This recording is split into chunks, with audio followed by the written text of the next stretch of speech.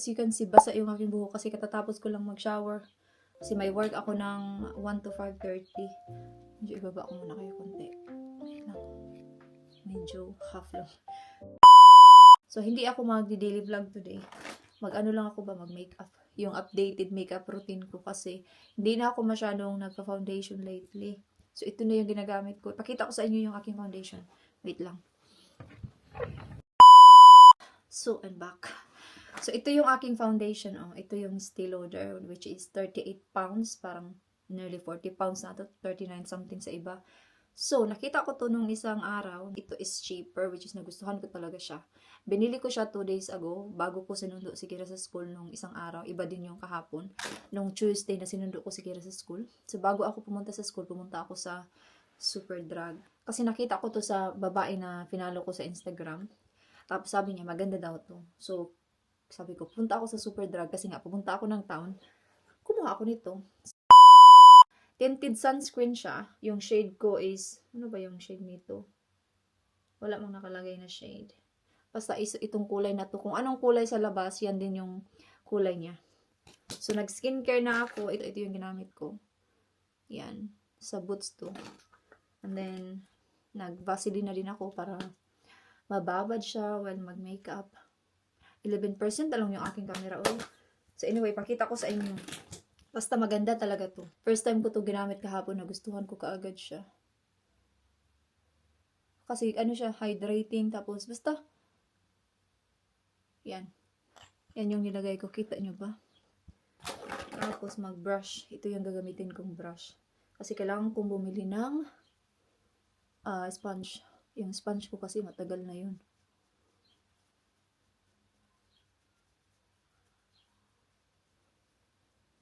Wala, yung camera ko is ano na, 10% na lang. Yan siya, oh. Tingnan ko muna.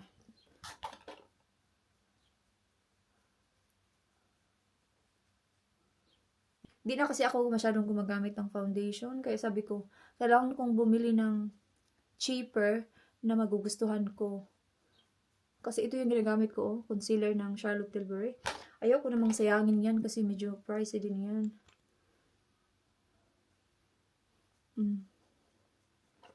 So, iya, oh. Ito yung wala. Ito yung mayroon, oh. Makeup vlogger na talaga tayo nito. Ito na kasi yung, ano ko ba, updated makeup na ginagawa ko. Hindi na masyadong heavy. Alam nyo ba, napansin nyo ba? Pag pa 30 years old, pataas ka na, yung skin ba, nag-iiba yung texture. Ako lang ba? Or siguro sa edad, siguro no. Kaya skincare na talaga tayo, mga 30s. Kasi hindi na talaga siya mapigilan. Kahapon, ito lang yung ginamit ko. Tapos nag-concealer lang ako dito sa under eyes. Tapos hindi din siya heavy. Basta lightweight lang talaga siya kasi tinted sunscreen lang siya, di ba? So, hindi siya heavy coverage. O yan, so, nasa sayo na yan kung gusto mo pang patungan. Basta as long as meron na siyang patong. Tapos maglagay ako dito ng concealer. Yan lang. Tapos ito kasi meron akong parang mark dyan. Yan. Ay, ganyan. Mahal kasi yung foundation. Tapos everyday mo siya ginagamit pag mag-work ka. And then na-realize ko, sabi ko, ayoko namang bumili ng foundation na bago. Tapos hindi naman ako nagpa-foundation lately. So yeah. Kasi mahal din siya, 38 pounds. Diba? Pero, naglalast naman siya ng 1 year sa akin. So, ginagamit ko yung foundation na yan, mga ano na, mga 8 years na. Maganda naman kasi talaga yung Estee Lauder. Mahal nga lang siya, pero worth it naman. So, yan lang yung ginagawa ko sa aking base. Makeup vlogger. Tapos, ito yung ginagamit kong pang contour. Ilagay ko na lang dito yung mga pangalan ba. Ganyan lang, konti lang para. Tapos ganito lagyan natin dyan para tatangos yung ilong natin kasi mga pango tayo. Tapos same blush lang din. Hindi naman ako fast sa ano. Pag ganito lang everyday. Kasi pasok na naman tayo sa work. Ang importante, ano ba? Presentable ba? Para hindi naman tayo mukhang pagod. Mm. Kahapon napansin ko sa ano ko ba, sa mukha ko, tan talaga siya. Alam niyo ba, pag tan yung skin mo, especially pag nasa ibang bansa ka, gustong-gusto nila yan. Okay, sakto na yan. Simple everyday makeup. Tapos, pag eyeshadow, tingnan nyo yung eyeshadow ko. Ito yung ginagamit ko, kaya paubos na yan. Minsan, ginaganon ko lang yan siya. Tapos, binabrush ko na ulit ng ibang brush. Ganyan. Di ba may kulay na yan? Tapos, i-brush. Gamit ang ibang brush. Saan ba yung brush ko? Uy, alam nyo, kailangan ko na talagang linisin itong mga makeup ko. Kasi nung umuwi kami ng Pilipinas, hindi ko pa siya naayos. Ito, ganito yung brush na ginagamit ko pang linis dyan sa gilid. Okay. Ganyan lang siya. And then, kung gusto mo pang patungan ulit natin ng medyo darker. Itong dark brown.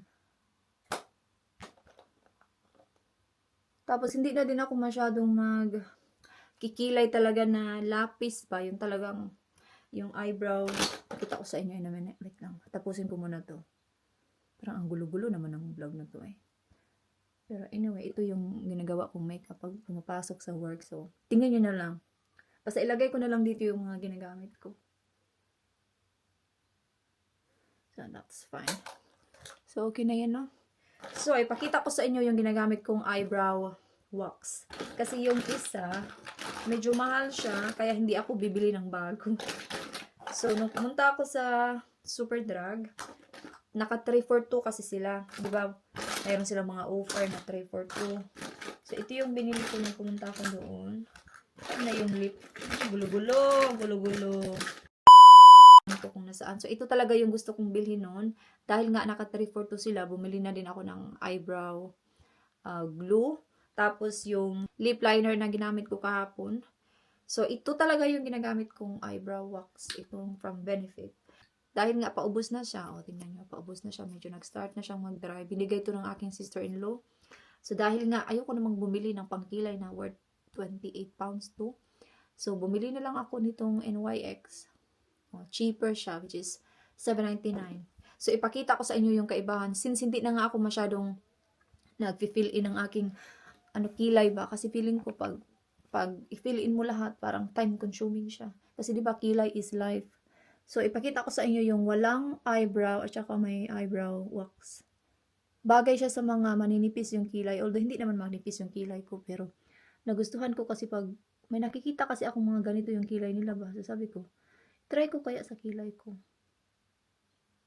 Nakakano siya, parang makapal tingnan yung kilay mo pag nag-eyebrow wax ka. So, tingnan nyo, ito yung mayroon. Tapos, ito yung wala. Wait lang, sino nag-text? Nag-update. So, yan siya, So, gamitin natin yung ito. Ginamit ko na din siya kahapon. Dahil nga bago siya, medyo creamy pa siya. Kunti lang yung ano niya, brush. So, ganun ko din siya. Pares lang naman sila ng Pares lang naman sila maganda. Yun nga lang, yung isa is mahal.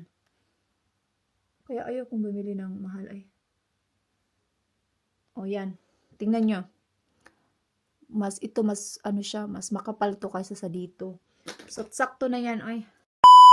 Yung ginagawa ko, pagkatapos ko siyang lagyan ng wax, nilalagyan ko siya ng brow gel. Ito na yun. Ito na yung Anastasia Beverly Hills. Ano ba siya basahin? Anastasia. Pero sa mga vlogger, sabi nila Anastasia. So, yung ginagawa ko is, inaano ko lang siya ba? Mahirap mag-Tagalog. Minsan hindi ko na siya maisip. Mahirap pag mag-Tagalog ka, tapos Bisaya ka, kasi hindi mo agad siya masabi ba yung mga term ng Tagalog. So, ganyan siya. Ganyan. I-connect mo lang yan siya dyan para medyo hindi ko na naman maalala yung Tagalog. Ganyan siya, Basta, tingnan nyo na lang.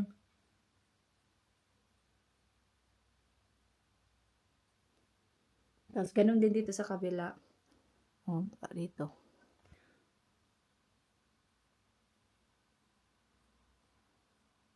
Kita nyo ba?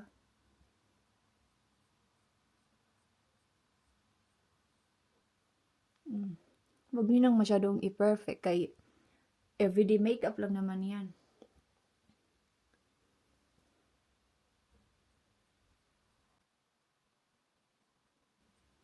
Okay. So, yan. Sakto na yan. So, dalawa yung ginagamit kong blush. Itong Charlotte Tilbury at itong Arcadia Beauty. Sa Pilipinas to. So, dahil gusto ko to today, ito yung gagamitin ko. So, dahil nga, ano na tayo kanina, nag-contour. Maganda din kasi talaga to. Ganun mo siya, oh. Pag hindi ka marunong mag-makeup, ganun mo, oh. Para hindi siya ma-over. Para dito lang talaga siya. Oh, as you can see, oh. Kita niyo ba? Tapos, ganun din. Dito sa kabila. Pero minsan, ginaganon ko lang, eh. Kasi everyday makeup lang naman to.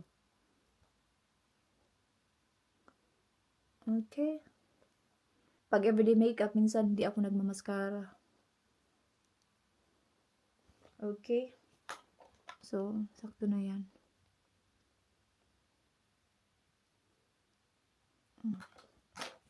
Tapos, nilalagyan ko siya ng powder dito sa baba para mawala yung feeling na sticky ba.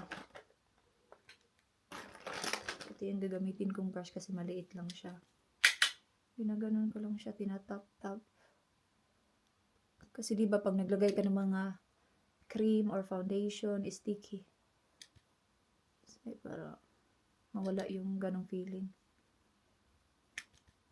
May mga term pag makeup pero hindi ko siya maalala today. So, hayaan nyo na. Kasi yung ano ko, yung mga English ko at the moment, yung Tagalog ko, ewan ko kung nasaan sila ngayon. Tapos na. So, maglagay tayo ng highlighter. Ito yung aking highlighter. Lagay ko dito yung pangalan.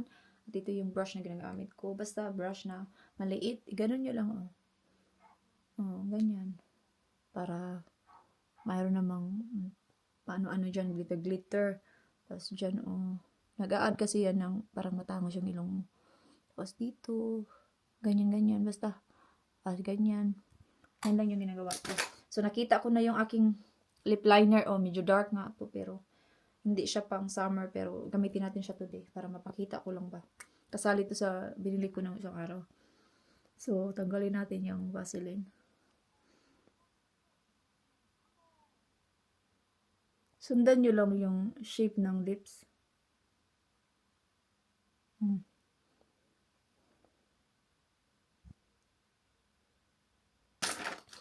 Tapos, gamitin natin itong lipstick ng Charlotte. Ano yung shade nito? Supermodel yung shade niya. Yan siya. Ganyan yung kulay niya.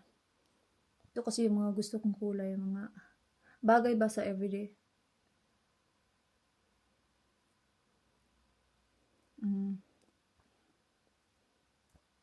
Okay. Yan lang siya. Ganyan lang yung aking ginagawa. Ayusin ko lang yung buhok ko. Tapos punta tayo dun sa kusina kasi mas maliwanag doon. Para makita nyo talaga yung kaibahan ng itong kilay na to at saka yung other side. Kasi ito mas makapal talaga siya tingnan kaysa dito sa NYX na gamit ko. Pero para silang maganda. So ayusin ko lang yung mukha ko.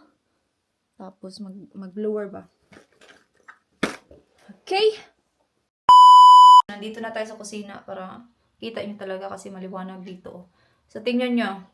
Yan yung sa Benefit, ito. Tapos ito yung sa NYX. Para sa silang maganda.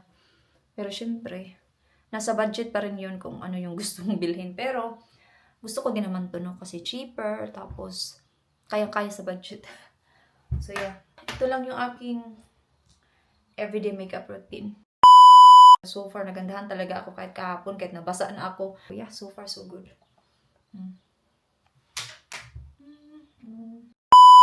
Nag-charge ako kay nalubat na. Pakita ko nga sa inyo very quickly lang. Ito yung short ko ba? Sa ukay-ukay to. Nung umuwi ako last year ata. Basta sa ukay-ukay to binigay ng kapatid ko. Parang ano siya, pang exercise. Meron siyang ganito. Ganda. Very comfortable. Wala, ilang. Share ko lang.